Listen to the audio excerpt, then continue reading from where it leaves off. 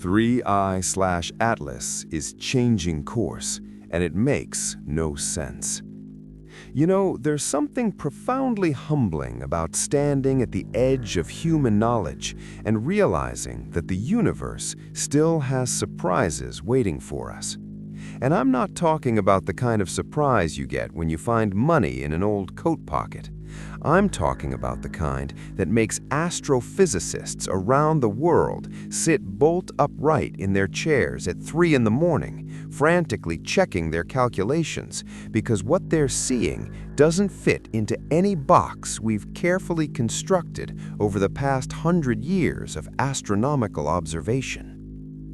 3I/Atlas. That's the official designation, though it sounds more like a science fiction sequel than the name of a cosmic wanderer that's about to rewrite everything we thought we knew about how the universe works. But here's the thing. This interstellar interloper has been doing something absolutely impossible. It's changing course, and nobody can figure out why. Think about that for a second. We're not talking about some distant exoplanet that's still largely theoretical, a collection of data points and educated guesses. We're talking about an actual physical object hurtling through space at mind-bending velocities. An object that came from somewhere else, somewhere outside our solar system entirely, and has decided, against all the laws of physics that we've relied on for centuries, to veer off in a direction that makes absolutely no sense. Let me set the stage. Imagine you're watching a perfectly executed game of cosmic billiards. The cue ball, our sun, sits at the center of an enormous table. Scattered around it in precise orbits are all the planets we know and love: Mercury, Venus, Earth, Mars, and the rest. Everything is moving in predictable patterns. Gravity pulls, orbits curve, and mathematics can tell you exactly where everything will be 100 years from now with remarkable precision. We've built an entire civilization on the assumption that these patterns won't change, that the heavens operate with the kind of mechanical precision that a Swiss watchmaker would envy.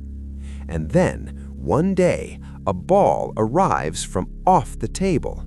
This ball comes from somewhere we can't see, from a direction we weren't watching, from the vast emptiness between the stars. It rolls across our table with tremendous speed and momentum. We can measure it, we can track it, we can calculate its trajectory down to the kilometer. We know where it's been, we know where it's going. Except we don't, because 3I/Atlas isn't behaving like it should. Let me introduce you properly to this cosmic troublemaker. 3I/Atlas was discovered in October of 2017 by the Asteroid Terrestrial Impact Last Alert system, which is why we call it Atlas. The 3I part comes from the fact that it's the third interstellar object we've ever detected with certainty. The first was Oumuamua back in 2017. That one shocked us, but at least we could eventually explain it away. The second was Comet Borisov. That one was weird too, but we filed it under strange things from space and moved on with our lives. But 3I/Atlas? This one is different. This one is actively refusing to cooperate with our understanding of how the universe is supposed to work. Here's what we know about it. 3I/Atlas is small, roughly 800 meters in diameter, maybe less. That's about the size of a small mountain or a really ambitious asteroid, or a piece of cosmic real estate that would make an excellent filming location for a science fiction movie. It's not enormous. It's not so massive that it's warping space-time in dramatic ways. It's just a rock that fell from the stars. It's approaching our solar system at speeds that border on unbelievable, roughly 35 kilometers per second, or about 80,000 miles per hour. For perspective, that's faster than any bullet we've ever fired, faster than any missile we've ever built, faster than anything humanity has ever created, except for our fastest spacecraft. And even then, it's competitive. If you were standing on this asteroid as it blazed through space and you looked toward the sun, you'd be accelerating toward it at a speed that would make a fighter pilot black out. The approach of 3I Atlas was predicted with exquisite precision by our best mathematical models. We knew when it would arrive at its closest point to the sun, something called perihelion, right down to the hour. We knew the trajectory. We could plot it on a graph with absolute confidence. We were ready to watch it come, witness its closest approach, and then wave goodbye as it disappeared back into the cosmic void from whence it came.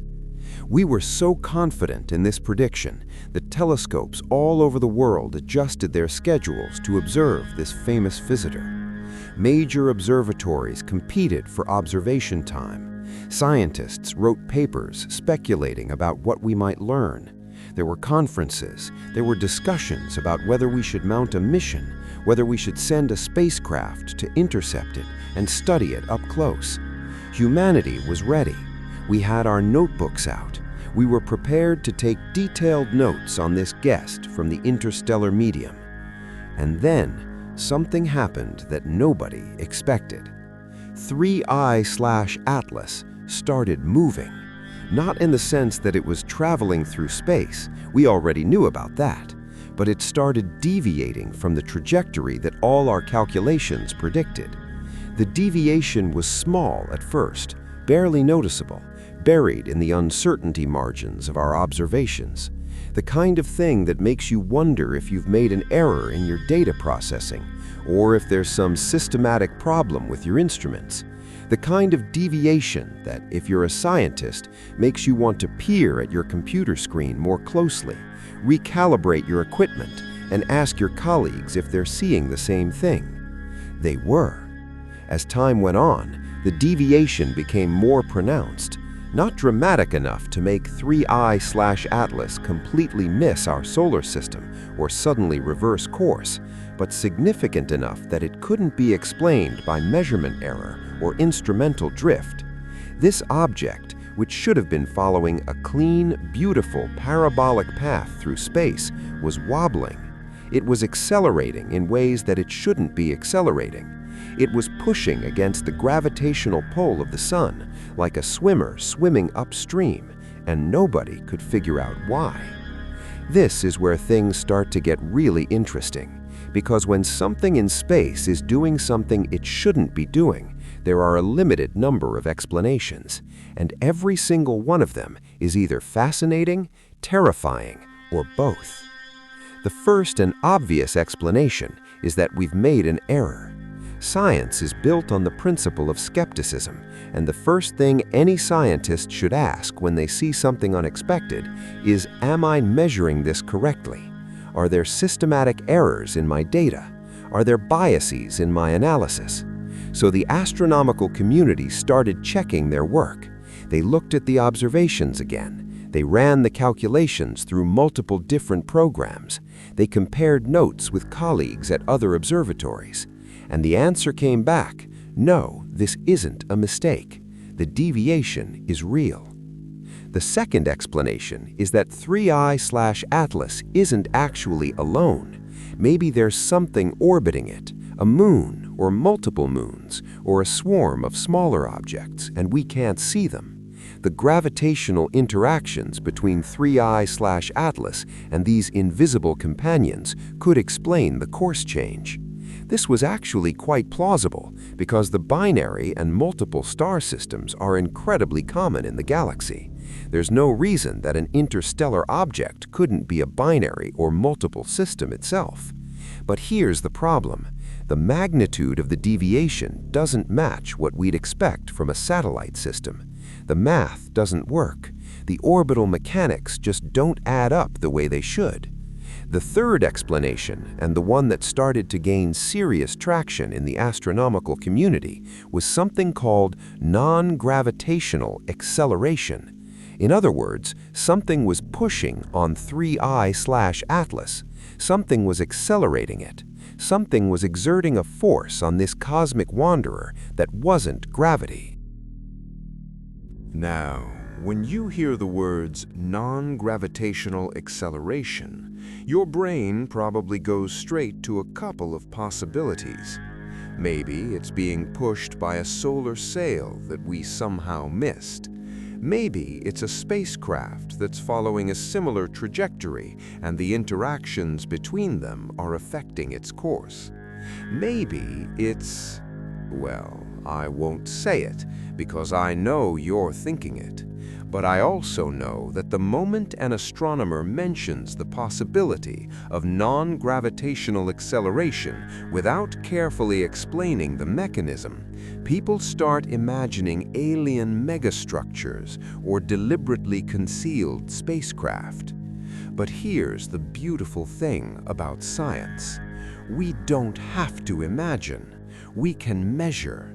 We can test. We can gather data and see what the data tells us. The most likely explanation for non-gravitational acceleration on a comet or interstellar object is something called outgassing.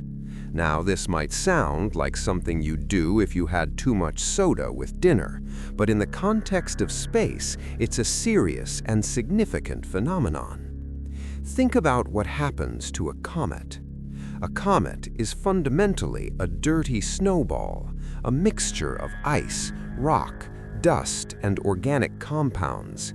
It spent billions of years in the cold darkness of space, far from any star, preserved almost perfectly in a state of deep freeze. But as it approaches the sun, something dramatic happens. The heat from the sun starts to warm the comet's surface. The ice doesn't slowly melt the way ice melts on Earth. Instead, it sublimes. It transforms directly from solid ice into water vapor. And not just water vapor. As the comet warms up, all sorts of volatile compounds start to boil off. Carbon dioxide, methane, ammonia, exotic organic compounds that we've never even named. The comet begins to outgas, and as it does, it releases clouds of vapor and dust into space. Here's where it gets important.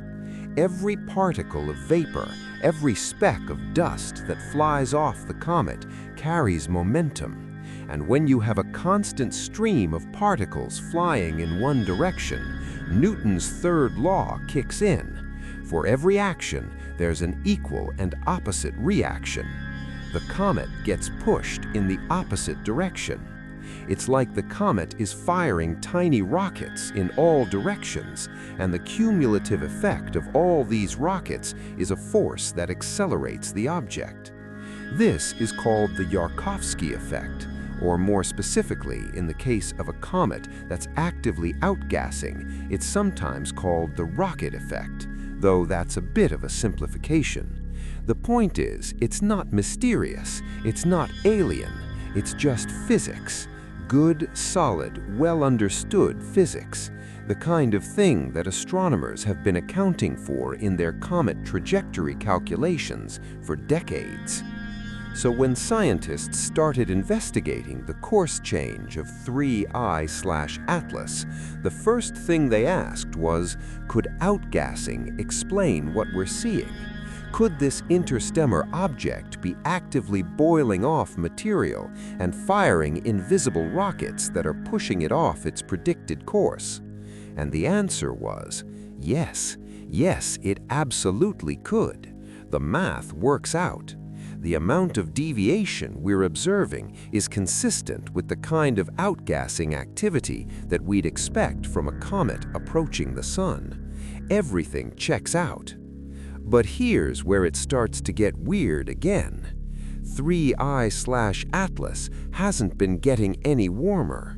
The outgassing patterns that we've observed don't match what we'd expect from a comet that's slowly warming up as it approaches the sun. They're erratic, they're unpredictable, they spike and dip in ways that don't follow any clear pattern.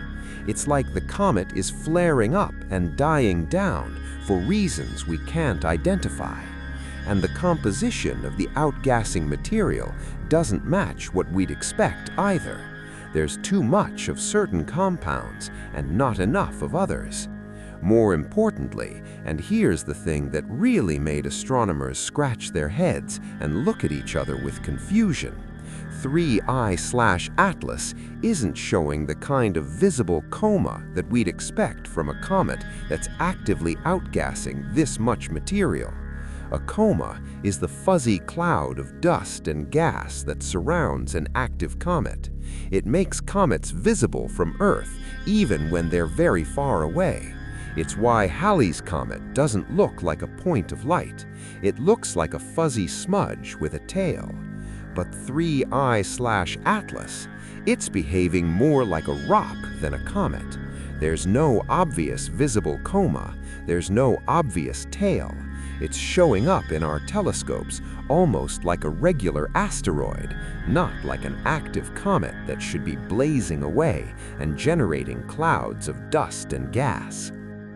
Yet, the trajectory data absolutely suggests that something is pushing on it. The deviation from the predicted course is real. The non-gravitational acceleration is happening, but we're not seeing the evidence of the mechanism that should be causing it. This is the moment where you have to appreciate what makes science so beautiful and so frustrating at the same time. We have a mystery. We have a puzzle piece that doesn't quite fit into the picture we've drawn. And unlike in other fields where you might just shrug and move on, in astronomy, a puzzle like this has teeth. It gnaws at you. It demands an explanation.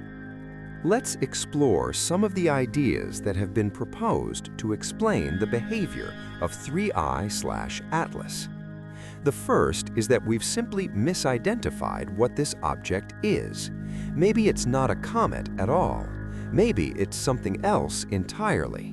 Maybe it's a piece of a tidally disrupted asteroid that came from the outer regions of some distant star system.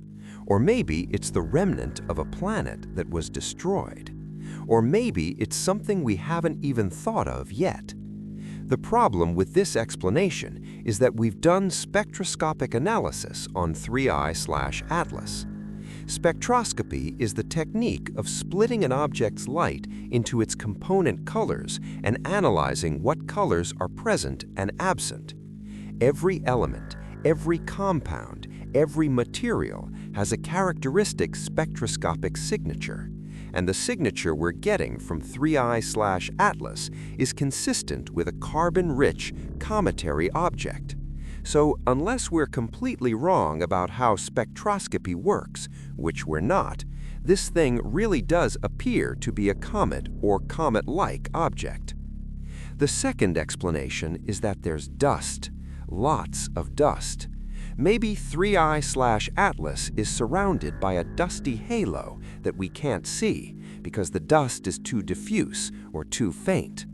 As the object moves through space, it's encountering a cloud of dust, and the dust is being knocked away by radiation pressure from the sun and by the solar wind. This creates a drag force, and the drag force is accelerating the object in an unexpected direction.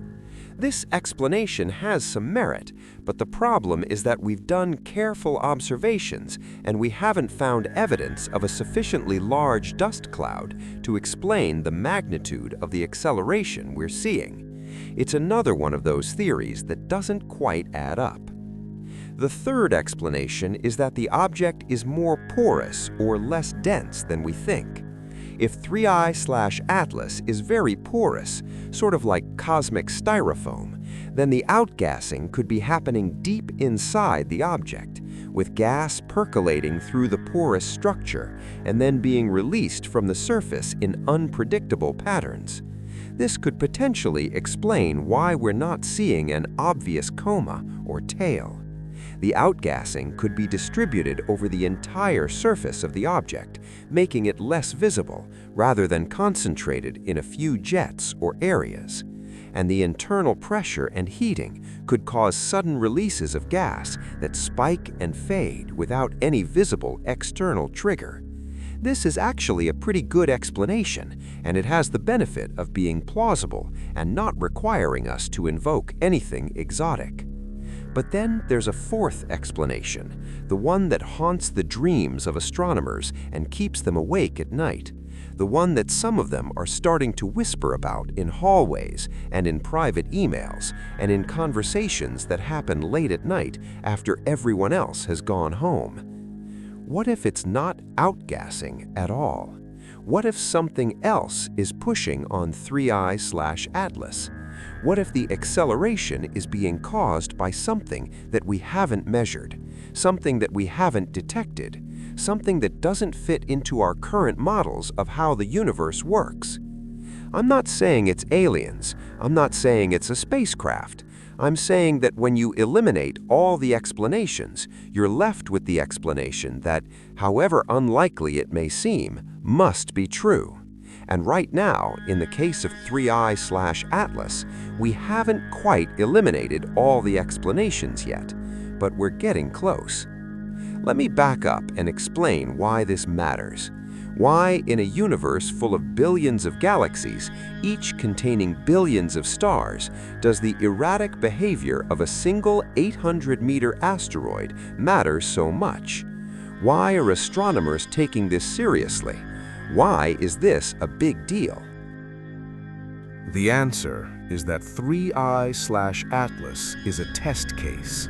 It's a probe, in a sense. It's a way for us to test our understanding of how the universe works, how gravity behaves, how materials behave when they're exposed to extreme conditions. And if we've got something wrong, if there's some aspect of physics that we don't understand, some force that we haven't accounted for, some phenomenon that we haven't categorized, then 3I/Atlas is going to be the object that reveals it. Think about the history of science. Every major revolution in our understanding has started with something small, something that didn't fit, something that violated our expectations. The precession of Mercury's orbit didn't fit Newton's laws perfectly, and that discrepancy led Einstein to develop the theory of general relativity. Anomalies in the behavior of starlight led us to discover the existence of black holes. Unexpected patterns in the cosmic background radiation led us to the discovery of dark matter and dark energy. Every time we've found something that didn't make sense, we've eventually found a reason, and that reason has expanded our understanding of the universe. 3I/Atlas might be nothing. It might be a porous comet with internal outgassing that we just don't fully understand yet. It might be exactly what it appears to be, and we'll have a good laugh about how much attention we paid to it once we figured out the explanation. That's entirely possible, and that's actually the most probable outcome. But it's also possible, however small that possibility may be, that 3I/Atlas is telling us something important. It's possible that this interstellar visitor is carrying a message, not from the stars, but from physics itself. A message that says, you don't understand something. You're missing something. Look closer. And that's a message that science takes very seriously. Let's talk about what 3I/Atlas is actually doing in concrete, measurable terms. The object was supposed to reach perihelion, its closest approach to the Sun, on December 10, 2022. Based on the predictions made before its discovery, we expected it to come within a particular distance of the Sun, measured down to the 1,000 kilometers. But as observations came in, it became clear that the timing was going to be off. The object would reach perihelion later than predicted. Then, as more data came in, the distance at perihelion changed. The trajectory was shifting. The path through space that 3I/Atlas was following wasn't the path we'd calculated it should follow. The discrepancy wasn't huge. We're talking about a deviation measured in millions of kilometers, not billions. If 3I/Atlas were a car driving from New York to Los Angeles, the deviation would be like ending up in a town that's 20 or 30 miles from your intended destination. Not a catastrophic error, but definitely noticeable. Definitely something that would make you pull over and check your GPS. What's remarkable about this is how precisely we can measure it. The deviations from the predicted trajectory are small enough that they should be lost in the noise of observational uncertainty, and yet multiple independent observatories using different instruments and different techniques are all measuring essentially the same deviation. This rules out the possibility that it's an artifact of measurement error. This is real. This object is actually moving in a way that we didn't predict. As time has gone on, the deviation has only become more pronounced. And here's the truly strange part. The acceleration isn't constant. 3I/Atlas isn't gradually speeding up or slowing down in a steady, predictable way. The acceleration is variable. There are times when the object seems to be accelerated more strongly, and times when it seems to be accelerated less strongly. It's like the object is pulsing, or flickering, or going through cycles of activity. This is the detail that makes the outgassing explanation so tricky.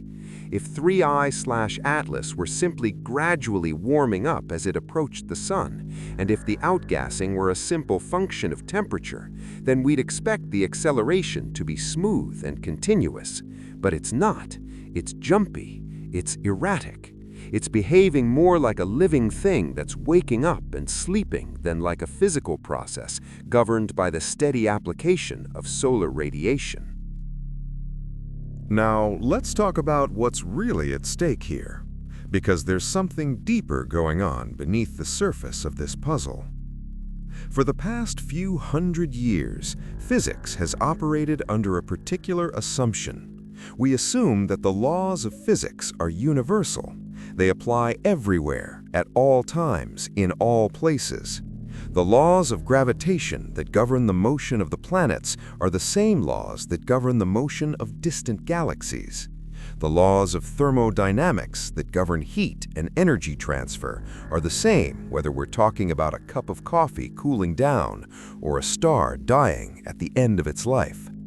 This assumption of universality is so fundamental to how we do science that we barely think about it anymore. But what if that assumption is wrong? What if there are laws of physics that apply locally, in the vicinity of massive objects, or in regions of space with particular properties, but don't apply universally?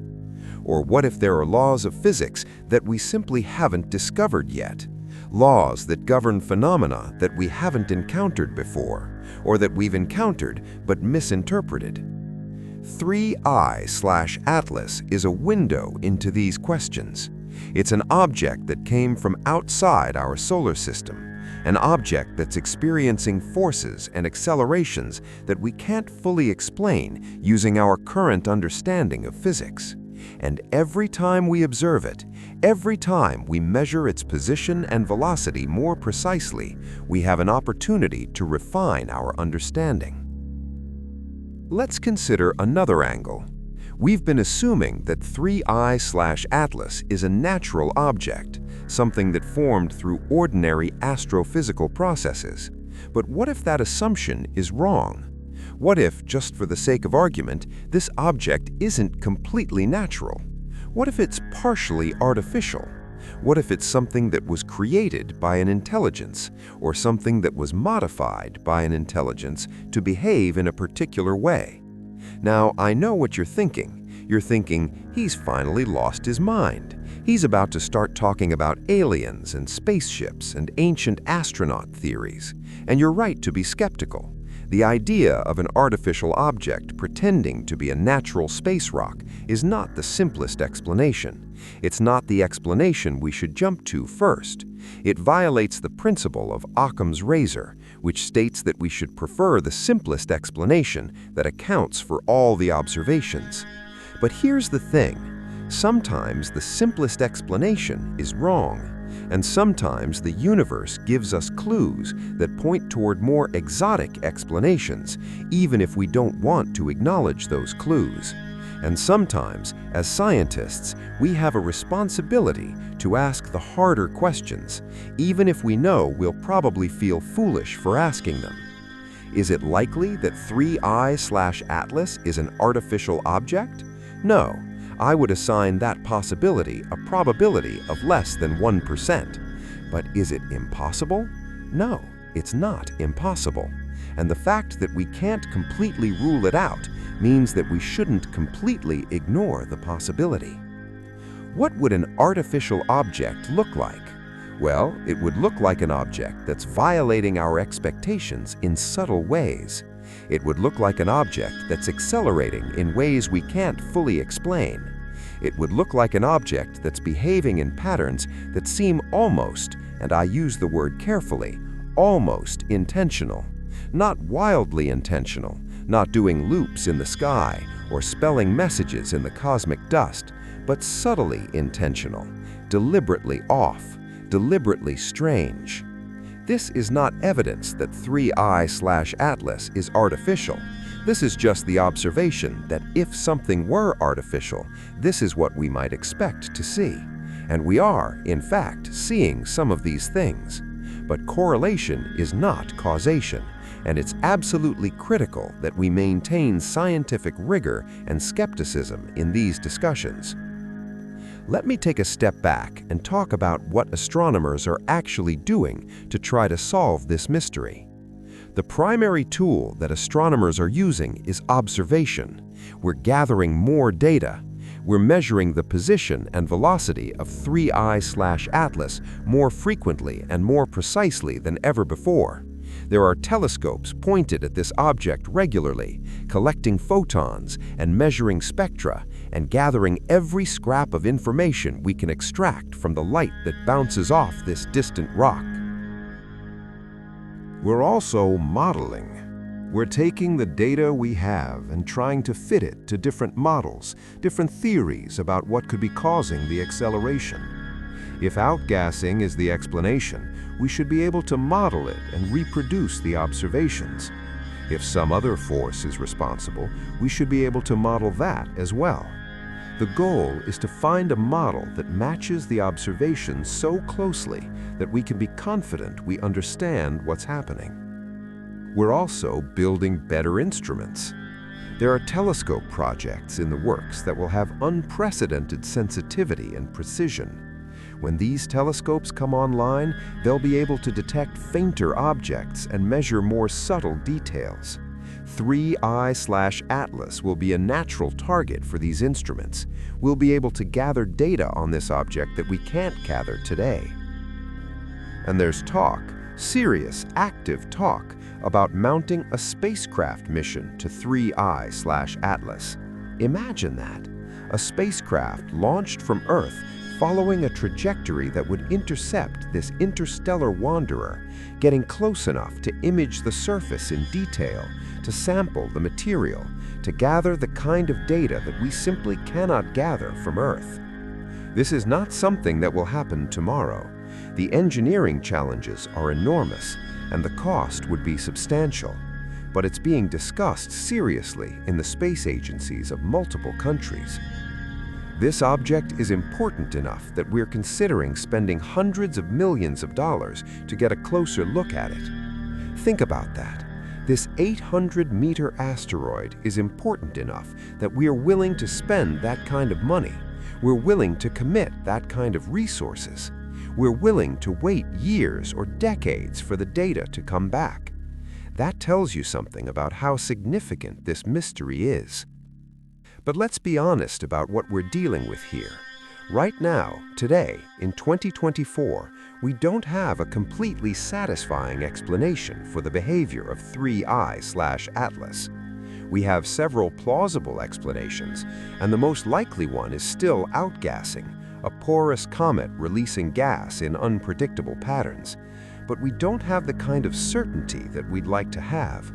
We're in the uncomfortable position of being able to observe something in detail, but not being able to explain it fully.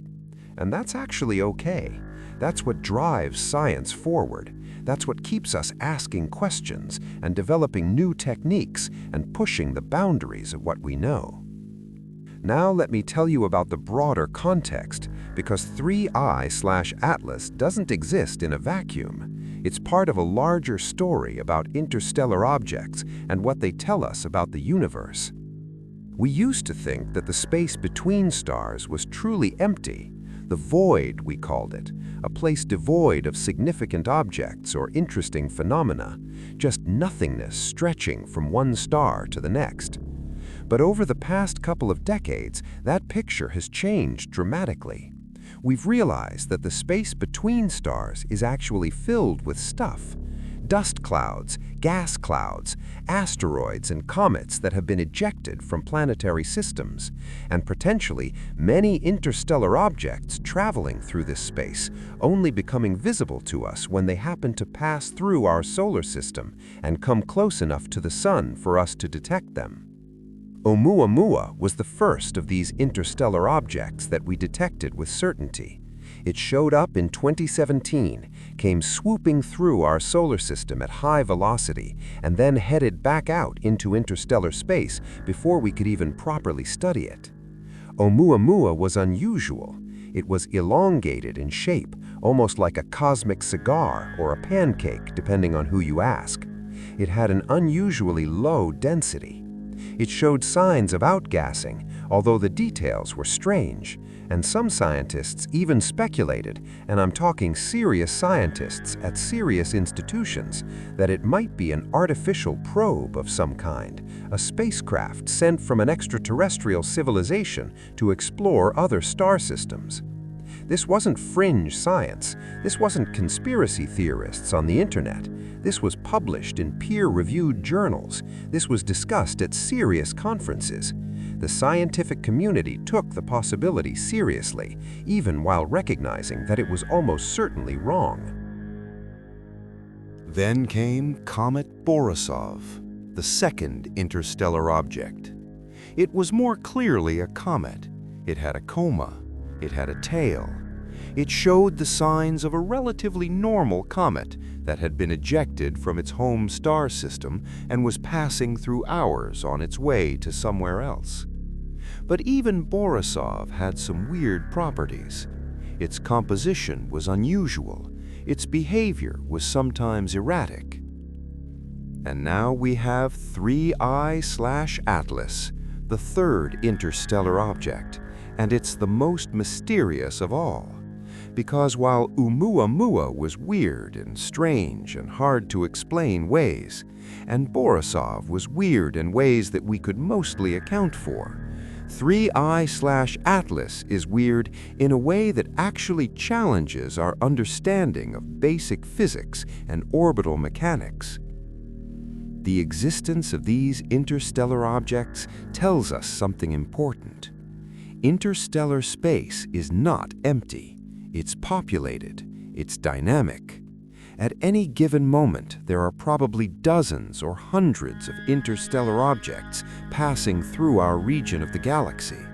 We can only detect the ones that happen to pass close to our sun and become bright enough for our instruments to see. But the universe is absolutely populated with these wandering stones, these cosmic nomads traveling between the stars. And if that's true, then 3I/Atlas might not be unique. There might be other interstellar objects out there right now in the depths of space around our solar system, doing things we don't expect, behaving in ways we don't understand, and we simply haven't detected them yet because they're too far away, or too faint, or too small. 3I/Atlas might be just the tip of the iceberg. Let's talk about some of the other possibilities that have been considered to explain the behavior of 3I/Atlas. Because the human mind is remarkably creative, and when faced with a mystery, we come up with some truly fascinating ideas. One idea is that 3I/Atlas might be experiencing what's called the Kozai mechanism. This is a phenomenon in orbital mechanics where the gravitational interactions between multiple bodies, let's say a star, a planet, and a smaller object, can cause the smaller object's orbit to change in unexpected ways. The Kozai mechanism is one of the reasons why planetary orbits aren't perfectly stable over very long timescales. The mechanism causes orbits to oscillate, with the eccentricity and inclination going up and down over time. Could the Kozai mechanism explain the behavior of 3I/Atlas? Possibly, but for the mechanism to work, we'd need a specific configuration of gravitational bodies that we're not sure we have. It's not impossible, but it's not the simplest explanation either. Another idea is that 3I/Atlas might be experiencing what's called tidal heating. If the object is rotating, and if it's passing through a region of space where gravitational tidal forces are significant, then the tidal forces could heat the interior of the object, potentially causing outgassing from internal heating rather than from solar radiation. This is actually not a bad explanation, and it has the benefit of being something we've observed in other contexts. The moons of Jupiter and Saturn experience exactly this kind of tidal heating, and it causes them to be much warmer than they should be based on their distance from the Sun alone. Yet another idea involves something called the Yarkovsky-O'Keefe-Radzievsky-Paddock effect, or the YORP effect for short. This is a phenomenon where the asymmetric reflection and emission of radiation from an object's surface can cause the object to experience a torque, changing its spin rate and potentially affecting its trajectory. The YORP effect has been observed in asteroids. It's a real phenomenon. Could it explain 3I/Atlas? Again, possibly, but the magnitude of the effect we'd expect to see doesn't quite match the magnitude of the deviation we're actually observing. What's interesting about all of these ideas is that they're not fringe science, they're not speculation, they're legitimate physical phenomena that have been studied, measured, and incorporated into our models of how the solar system works. The fact that none of them perfectly explain what we're seeing with 3I/Atlas is frustrating, but it's also exciting because it means we might be on the verge of discovering something new. Let me tell you what makes 3I/Atlas uniquely important in the context of searching for evidence of extraterrestrial technology. Because there's a scientist named Avi Loeb at Harvard University who's been thinking about this quite carefully. Avi Loeb is the head of the Harvard-Smithsonian Center for Astrophysics, and he's one of the few mainstream astronomers who's willing to publicly discuss the possibility that some of the anomalies we observe in space might have artificial origins. He's been studying Oumuamua intensely, and he's proposed that objects like this could be probes or spacecraft sent by extraterrestrial civilizations. He's published papers on this in peer-reviewed journals.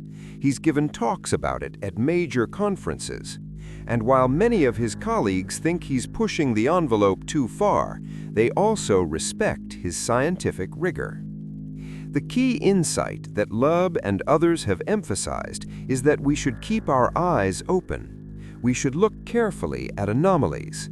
We should ask questions that might seem silly or far-fetched, because sometimes the answer to a silly question is that the phenomenon is actually happening, and we've just been too biased against the idea to notice it. 3I/Atlas fits this pattern. It's anomalous. It's behaving in ways we don't fully understand. It's showing acceleration patterns that don't match our models. And while the explanation is almost certainly something mundane, some combination of outgassing and gravitational effects, and perhaps some physics we haven't fully accounted for, the fact that we can't completely rule out exotic explanations means we should keep looking. This is not the same as saying 3I/Atlas is a spacecraft. This is not the same as saying it's definitely artificial. This is just saying that we should be honest about our uncertainty, and we should be open to possibilities that challenge our preconceptions.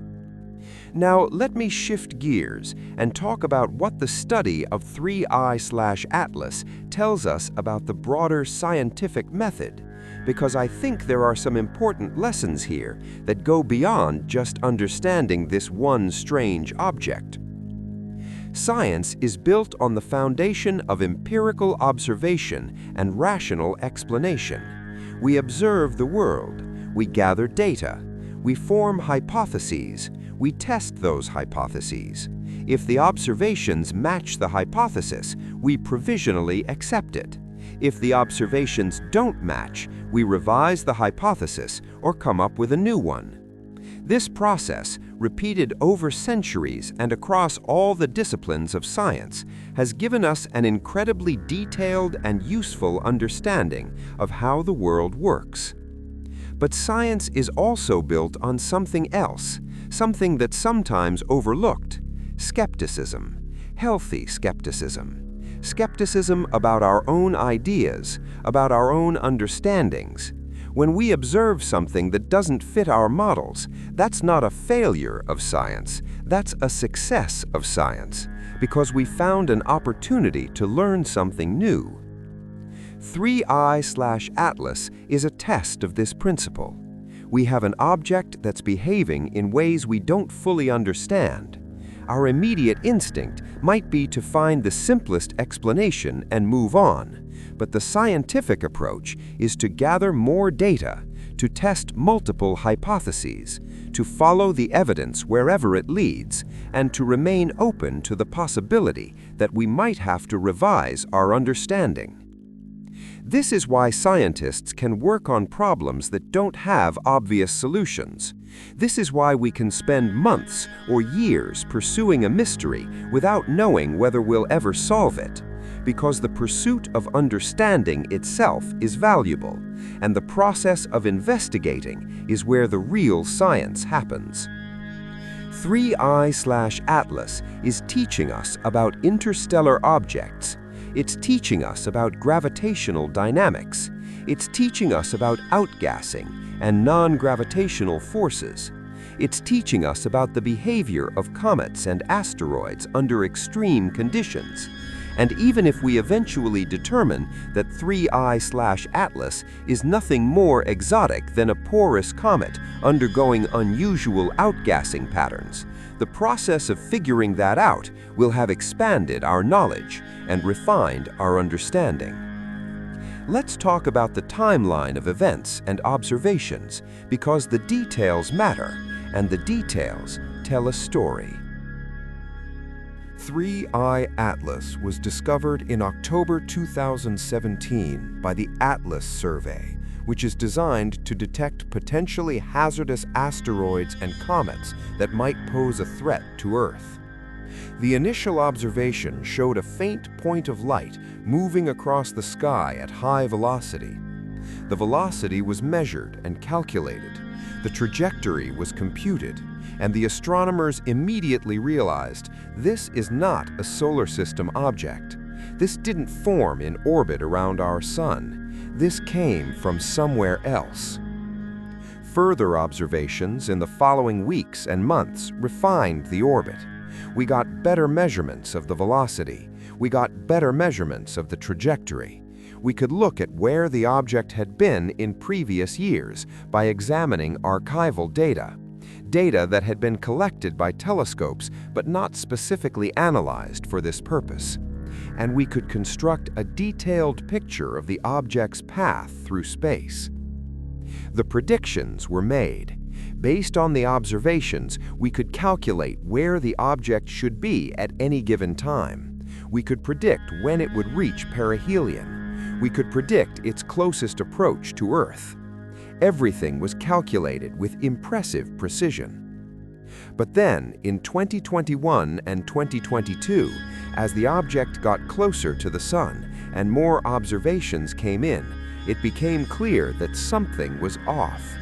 The predictions weren't matching the observations. The object was somewhere different from where it should have been. The deviation was small. We're talking about millions of kilometers in a journey of hundreds of millions of kilometers, but it was real and it was measurable. The deviation could not be explained by measurement error. It could not be explained by uncertainties in our calculations. It could not be explained by previously unknown planets or massive asteroids in the inner solar system. Something was actually causing 3I/Atlas to deviate from its predicted course. As the object got closer to the Sun, reaching perihelion in December 2022, the observations became more precise and more frequent.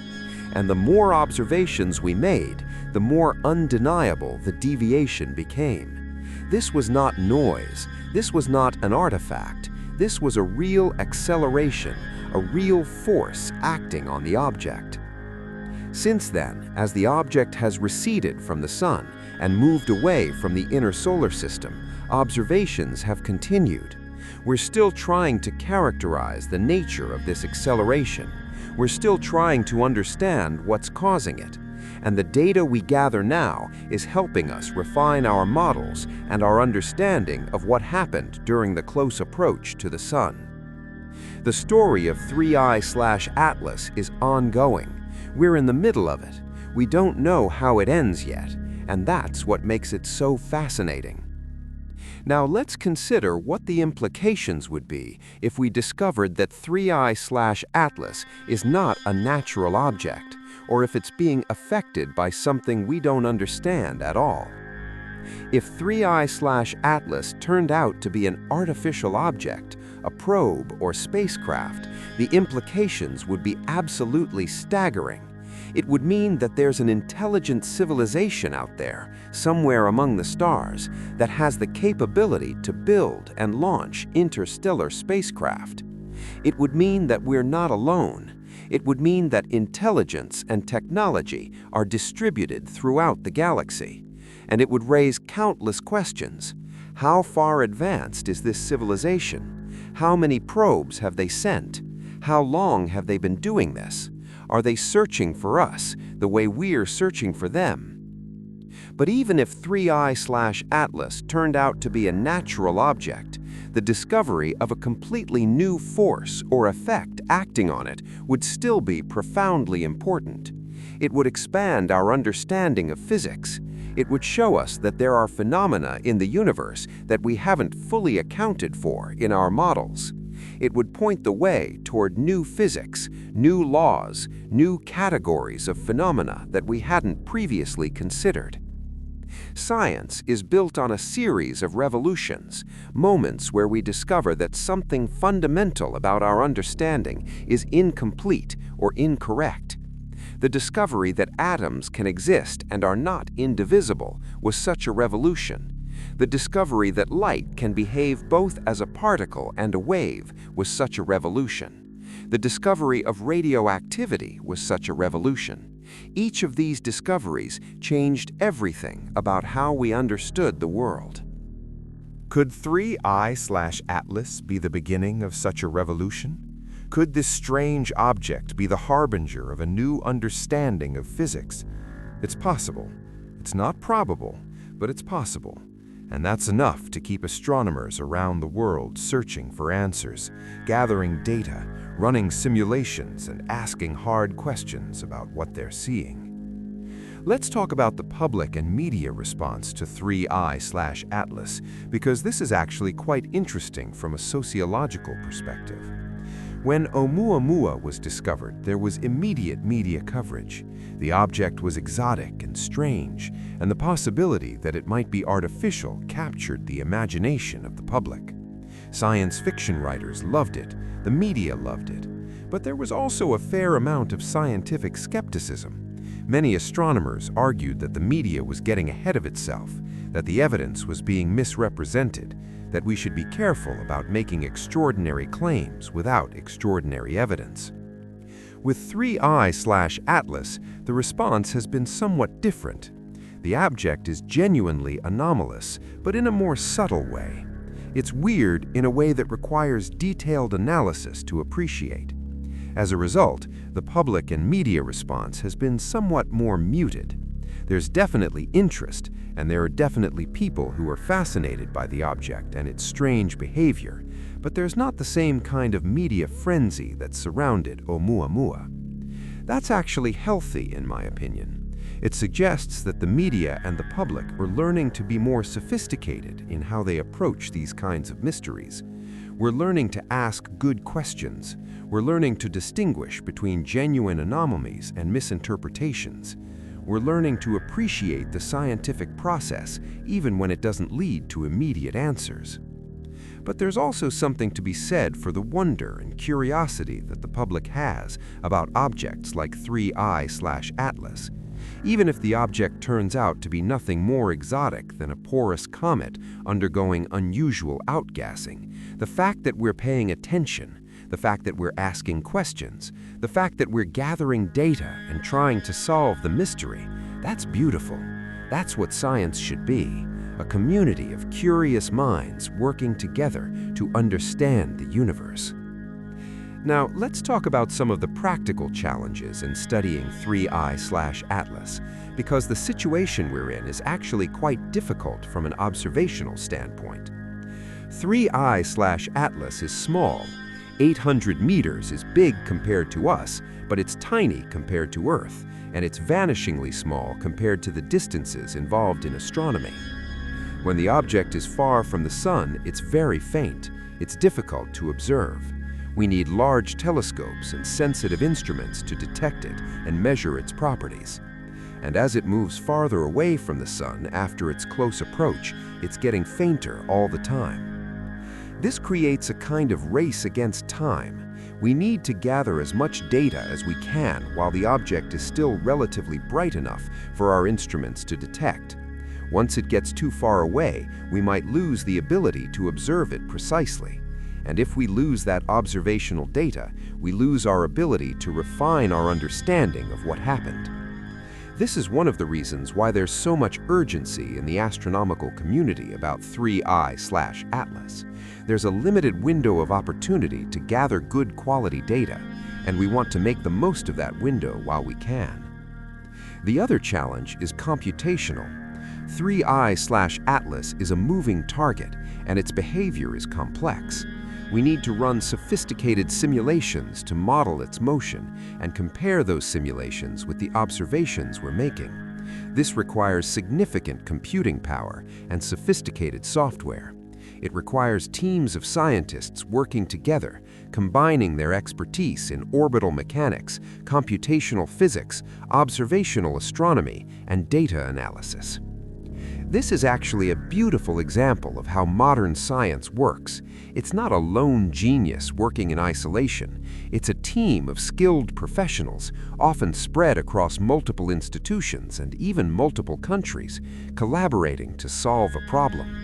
And this kind of collaboration is actually more powerful than individual genius because it allows for cross-checking, for debate, for refinement of ideas through exposure to multiple perspectives. Let me address something that's been looming in the background of this entire discussion, the possibility that there's nothing strange going on at all, that 3I/Atlas is exactly what it appears to be, and that we've simply misunderstood it. This is actually the most likely scenario. The most probable explanation for 3I/Atlas's behavior is that it's a porous comet that's undergoing unusual but ultimately explicable outgassing patterns. The deviation from the predicted trajectory is real, but it's not mysterious in a deep sense. It's just the result of physical processes that we understand, acting in combinations that we perhaps haven't fully characterized, but that are fundamentally comprehensible. And you know what? That's okay. That's fine. That's how science actually works most of the time. We encounter a mystery, we gather data, we run models, and we eventually figure out that the mystery was less mysterious than we thought. We learn something, we move on, and we wait for the next mystery. This is not a failure. This is not a disappointment. This is the normal process of science. Most of the time, the extraordinary explanation is not the correct explanation. Most of the time, the universe is more prosaic and more comprehensible than our wilder speculations suggest. And that's reassuring, because it means the universe is not utterly incomprehensible. It means we can understand it. It means we can build models and make predictions that work. But it's also important to recognize that this is how we learn. Every time we solve a mystery, we develop new techniques, new understanding, new tools for solving the next mystery. The investigation of 3I/Atlas, even if it concludes with a mundane explanation, will advance our understanding of interstellar objects, comets, and the physics of orbital dynamics. Let's talk about what we can expect in the future regarding 3I/Atlas. In the short term, over the next few years, we'll continue to observe this object as it moves away from the Sun. The observations will become more difficult as the object gets fainter, but we'll do our best to maintain the data stream. We'll continue to model its behavior and try to refine our understanding of what's happening. In the medium term, assuming the funding and the political will exists, there could be a spacecraft mission to 3I/Atlas. This is not something that would happen in the next few years, but it's on the table as a possibility. If such a mission were launched, it would take decades to reach the object, but the data returned would be invaluable. We'd be able to image the surface in detail, to analyze the composition, to directly measure any outgassing activity, to take photographs and measurements that would answer many of the questions we have. In the long term, 3I/Atlas will become a distant object. It will eventually be so far away that we can no longer observe it with our current instruments, but it will still be out there in the depths of space, continuing on its journey through the galaxy. And perhaps sometime in the distant future, some other civilization will detect it passing through their region of space and wonder about it the way we're wondering now. What's clear is that 3I/Atlas has changed how we think about interstellar objects. It's changed how we approach the study of objects that deviate from our expectations, and it's opened up new questions and new avenues of investigation. Now, I want to address something more philosophical, something that goes beyond the science itself. Why does 3I/Atlas matter? Why are we spending time and resources on this object? Why do we care about an 800-meter asteroid that came from somewhere else? The answer is complex, and it involves multiple threads. First, there's the pure scientific curiosity. We want to understand the universe. We want to know how things work. When we encounter something that doesn't fit our models, we have a drive to understand it, to figure it out, to expand our knowledge. This is a fundamental human motivation. It's been the driving force for scientific inquiry for thousands of years. Second, there's the possibility of learning something new about physics. If 3I/Atlas is being affected by forces or effects that we don't fully understand, then studying it could lead to new physics. New physics could lead to new technologies. New technologies could improve human life. This is a long chain of causation, but it's a real one. Many of the technologies we use today have origins in curiosity-driven scientific research that had no obvious practical application when it was first being conducted. Third, there's the search for extraterrestrial intelligence. While it's unlikely that 3I/Atlas is an artificial object, the possibility is not zero. And if we're going to search for evidence of extraterrestrial intelligence, we have to look for it. We have to examine anomalies. We have to ask hard questions. And we have to do this systematically and carefully with scientific rigor. Fourth, there's the inspiration factor. Objects like 3I/Atlas inspire wonder. They inspire curiosity. They inspire young people to pursue careers in science and engineering. They inspire all of us to think bigger about the universe and our place in it. And finally, there's simply the fact that we can. We have the technology to detect this object. We have the instruments to study it. We have the computational power to model it. We have the knowledge to interpret the data. And so we do. Because we can, and because the pursuit of knowledge is a worthwhile endeavor in itself. Let me make sure we address one more important aspect. What does the behavior of 3I/Atlas tell us about the nature of the galaxy and the universe? The existence of interstellar objects like 3I/Atlas tells us that objects are constantly being ejected from planetary systems. This ejection happens through various mechanisms. A close gravitational encounter with a planet can send an asteroid or comet spiraling outward. The radiation pressure of a star can push objects outward. Collisions between objects can impart enough momentum to send them into interstellar space. This means that every star system is probably constantly losing objects to space. Every planetary system is bleeding asteroids and comets into the interstellar medium. And over billions of years, trillions of such objects accumulate in the space between the stars. This has profound implications. It means that interstellar space is not empty and desolate.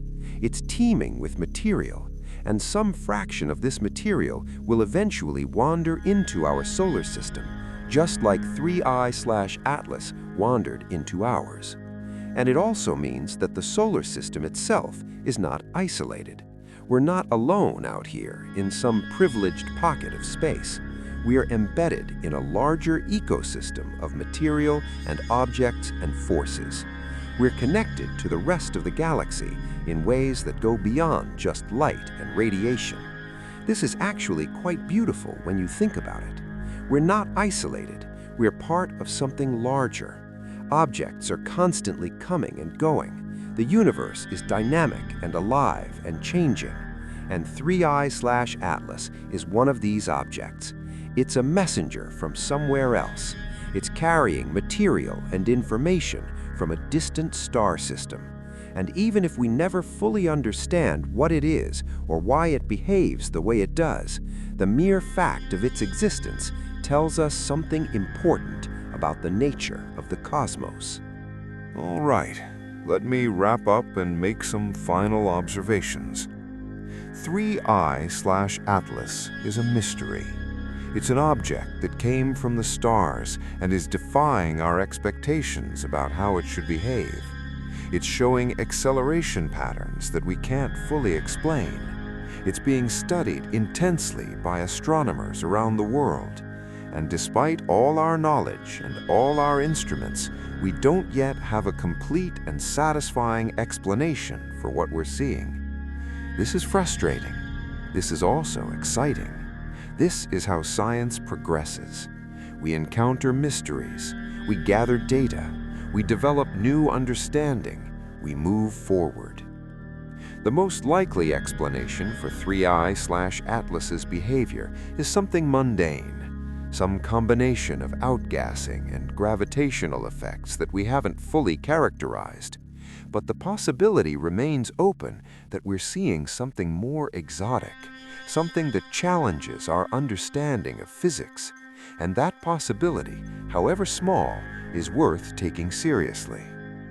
What 3i/Atlas shows us is that the universe is still full of surprises.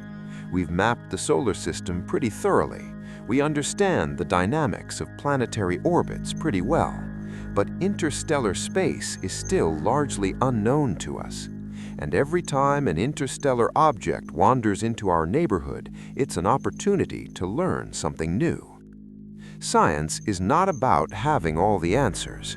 Science is about asking good questions and following the evidence wherever it leads. 3i/Atlas is teaching us to ask better questions. It's teaching us to look more carefully at the universe.